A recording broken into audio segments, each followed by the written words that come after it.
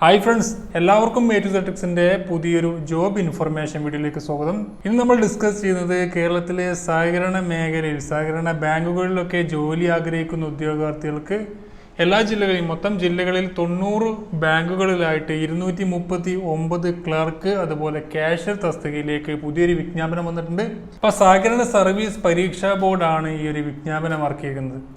അപ്പോൾ ഇത് അപേക്ഷിക്കേണ്ടത് ഓഫ്ലൈൻ ആയിട്ടാണ്, പോസ്റ്റ് വഴിയാണ് അപേക്ഷിക്കേണ്ടത്. ഈ ഒരു തസ്തികയിലേക്ക് സ്വന്തം നാട്ടിലൊക്കെ ജോലി ആഗ്രഹിക്കുന്ന ബാങ്കുകളിൽ ജോലി ആഗ്രഹിക്കുന്ന ആളുകൾക്കൊക്കെ ഉപകാരപ്പെടുത്താവുന്ന നല്ലൊരു അവസരം തന്നെയാണ്. മൊത്തം 239 ഒഴിവുകളുണ്ട്.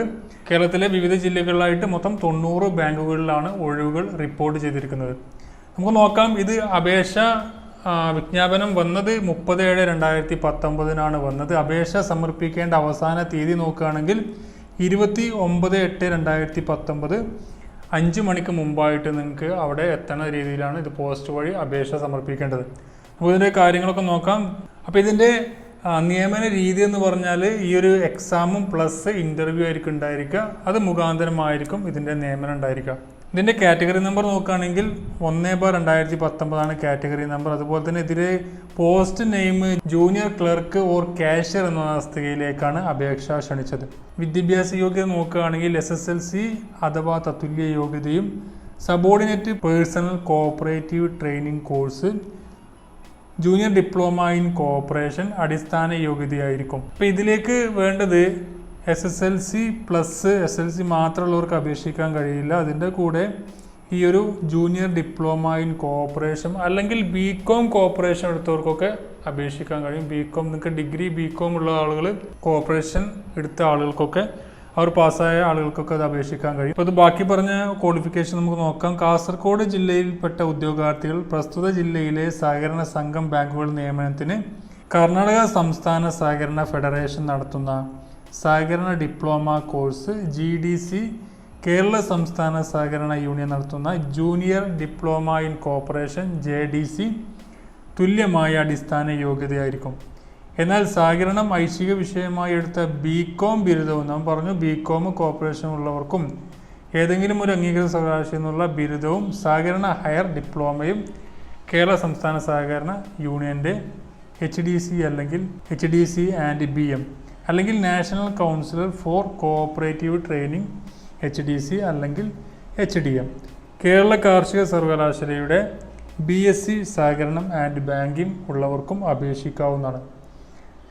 അപ്പോൾ ഇതിൻ്റെ ഒഫീഷ്യൽ നോട്ടിഫിക്കേഷൻ വായിച്ച് നോക്കുക, താഴെ കൊടുക്കുന്നുണ്ട് ഡിസ്ക്രിപ്ഷനിൽ. അത് വായിച്ചാൽ നിങ്ങൾക്ക് തീർച്ചയായും പൂർണ്ണമായിട്ടും മനസ്സിലാകുന്നതാണ്. നമുക്ക് നോക്കാം. അതിൻ്റെ ഏജ് ലിമിറ്റ് നോക്കുകയാണെങ്കിൽ 1/1/2019 18 വയസ്സ് തികഞ്ഞിരിക്കേണ്ടതും 40 വയസ്സ് കഴിയാൻ പാടില്ലാത്തതുമാകുന്നു. അപ്പോൾ 18 മുതൽ 45 വയസ്സ് വരെയുള്ളവർക്ക് അപേക്ഷിക്കാൻ കഴിയും. 1/1/2019 കണക്കായിട്ടായിരിക്കും ഏജ് കണക്കാക്കുന്നത്. അതുപോലെ പട്ടികജാതി പട്ടികവർഗ വിഭാഗത്തിൽപ്പെട്ടവർക്കും ഉയർന്ന പ്രായപരിധിയിൽ 5 വർഷത്തെ ഇളവും, മറ്റ് പിന്നോക്ക OBC വിഭാഗത്തേക്ക് അതുപോലെ വിമുക്തഭടന്മാർക്ക് 3 വർഷത്തെ ഇളവും, വികലാംഗർക്ക് 10 വർഷത്തെ ഇളവും, അതുപോലെ തന്നെ വിധവകൾക്ക് 5 വർഷത്തെ ഇളവും ലഭിക്കുന്നതാണ്. ഇവിടെ പറഞ്ഞിട്ടുണ്ട്, ബാങ്കിന്റെ യോഗ്യതാ ലിസ്റ്റിൽ ഉൾപ്പെടുന്ന ഉദ്യോഗാർത്ഥികൾക്ക് പ്രസ്തുത സംഘത്തിലെ അഭിമുഖത്തിന് 20 മാർക്കിന് ആയിരിക്കും അഭിമുഖം ഉണ്ടായിരിക്കുക. അഭിമുഖത്തിന് ഹാജരായാൽ 3 മാർക്ക് ലഭിക്കും. സ്വന്തം ജില്ലയിൽ അഭിമുഖത്തിന് ഹാജരാകുന്ന ഉദ്യോഗാർത്ഥികൾക്ക് 5 മാർക്കും ലഭിക്കുന്നതാണ്. അപേക്ഷാ ഫോറത്തിൽ സ്വന്തം ജില്ല വ്യക്തമാക്കേണ്ടതും അഭിമുഖ സമയത്ത് ബന്ധപ്പെട്ട റവന്യൂ അധികാരികളിൽ നിന്നും ലഭിക്കുന്ന നേറ്റിവിറ്റി സർട്ടിഫിക്കറ്റ് ഹാജരാക്കേണ്ടതാണ്. എന്നാൽ മാത്രമേ നേറ്റിവിറ്റി മാർക്ക് ലഭിക്കുകയുള്ളൂ.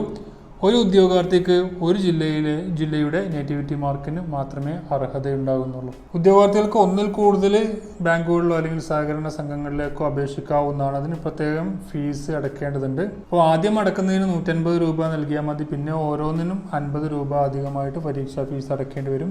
പട്ടികജാതി പട്ടികവർഗ വിഭാഗത്തിന് അപേക്ഷയുടെ ഒരു ബാങ്കിന് 50 രൂപയും തുടർന്നുള്ള ഓരോ ബാങ്കിന് 50 രൂപയും വേണം അധികമായി പരീക്ഷാ ഫീസ് അടയ്ക്കണം. അപ്പോൾ നോർമൽ ആളുകൾക്ക് 150 രൂപ ആദ്യം അടക്കുക. പിന്നെ വേറെ ഏതെങ്കിലും ബാങ്കിലേക്ക് അപേക്ഷിക്കുന്നുണ്ടെങ്കിൽ വീണ്ടും 50 അടക്കുക. എന്നാൽ SC/ST കാൻഡിഡേറ്റ്സിന് ആദ്യം 50 പിന്നെ 50 അങ്ങനെയായിരിക്കും വേണ്ടി വരിക. ഇവിടെ നോക്കുക, അപേക്ഷാ ഫീസ് ഫെഡറൽ ബാങ്ക്, കേരള സംസ്ഥാന സഹകരണ ബാങ്ക് എന്നീ ബാങ്കുകളുടെ ബ്രാഞ്ചുകളിൽ ചലാൻ വഴി നേരിട്ട് അടയ്ക്കാവുന്നതാണ്. അപ്പോൾ അതിൻ്റെ ചലാനൊക്കെ നിങ്ങൾക്ക് വെബ്സൈറ്റിൽ ലഭ്യമാണ്.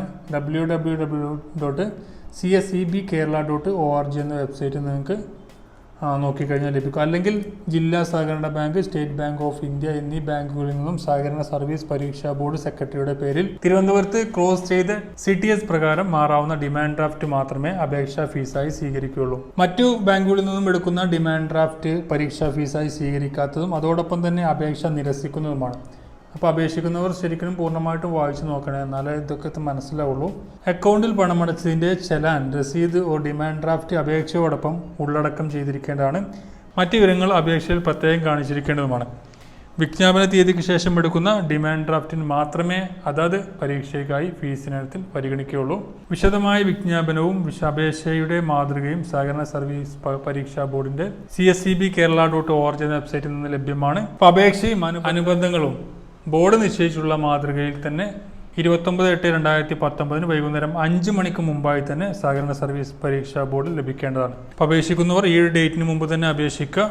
അപേക്ഷാ ഫോമും മറ്റുള്ള കാര്യങ്ങളൊക്കെ നിങ്ങൾക്ക് താഴെ ഡിസ്ക്രിപ്ഷനിലെ ലിങ്കിൽ ചെയ്താൽ ലഭിക്കുന്നതാണ്. അത് ഡൗൺലോഡ് ചെയ്ത ശേഷം വേണം, അപേക്ഷാ ഫോം ഡൗൺലോഡ് ചെയ്ത ശേഷം വേണം പൂരിപ്പിച്ച് അയക്കേണ്ടത്. അപേക്ഷയോടൊപ്പം വിദ്യാഭ്യാസ യോഗ്യത, വയസ്സ്, ജാതി, വിമുക്ത ഭടൻ, വികലാംഗൻ എന്നിവ തെളിയിക്കുന്നതിനുള്ള സർട്ടിഫിക്കറ്റുകളുടെ ശരി പകർപ്പുകൾ സ്വയം സാക്ഷ്യപ്പെടുത്തി ഉള്ളടക്കം ചെയ്തിരിക്കണം. വിദ്യാഭ്യാസ യോഗ്യത അപേക്ഷ സ്വീകരിക്കേണ്ട അവസാന തീയതിക്ക് മുൻപായി നിശ്ചിത വിദ്യാഭ്യാസ യോഗ്യത നേടിയിട്ടുള്ളവർ മാത്രം അപേക്ഷ സമർപ്പിക്കേണ്ടതാണ്. അപ്പോൾ ഇവിടെ പറഞ്ഞ അപേക്ഷ 29/8/2019 മുമ്പ് തന്നെ നിങ്ങൾ നേടിയ വിദ്യാഭ്യാസ യോഗ്യത വെച്ച് മാത്രമേ അപേക്ഷിക്കാൻ കഴിയുള്ളൂ. ഫൈനൽ ഇയർ ആയിട്ടുള്ള ആൾക്കൊന്നും അപേക്ഷിക്കാൻ കഴിയില്ല. അപേക്ഷകൾ നേരിട്ടോ തപാൽ മുഖേനയോ സെക്രട്ടറി, അതുപോലെ സഹകരണ സർവീസ് പരീക്ഷാ ബോർഡ്, കേരള സംസ്ഥാന സഹകരണ bank building, over bridge, general post office, Thiruvananthapuram 695003 എന്ന വിലാസത്തിലാണ് സമർപ്പിക്കേണ്ടത്. അതുപോലെ തന്നെ സഹകരണ സ്ഥാപനങ്ങളിലെ നിയമങ്ങളിൽ ശാരീരിക വൈകല്യമുള്ള വ്യക്തികൾക്ക് 3% റിസർവേഷൻ ഉണ്ടായിരിക്കുന്നതാണ്. അപ്പോൾ അതൊക്കെ നിങ്ങൾക്ക് വായിച്ച് നോക്കാവുന്നതാണ്. അതിൻ്റെ ഒഫീഷ്യൽ നോട്ടിഫിക്കേഷൻ വന്നത് അറിയിക്കാൻ വേണ്ടിയിട്ടാണ് ഈ ഒരു വീഡിയോ അപ്ലോഡ് ചെയ്യുന്നത്. അപ്പോൾ നിങ്ങൾക്ക് ഉപകാരപ്പെടാൻ നിങ്ങളുടെ ഫ്രണ്ട്സുമായി ജസ്റ്റ് ഷെയർ ചെയ്യുക. അതുപോലെ തന്നെ ഇത്തരത്തിലുള്ള ജോബ് അപ്ഡേറ്റ്സുകളും ന്യൂസുകളൊക്കെ ലഭിക്കാൻ വേണ്ടി ഇതുവരെ ഈ ചാനൽ സബ്സ്ക്രൈബ് ചെയ്യാത്തവർ ഇപ്പോൾ തന്നെ സബ്സ്ക്രൈബ് ചെയ്യുക. മറ്റൊരു വീഡിയോ വീണ്ടും കാണാം. Thank you for watching. Have A nice day.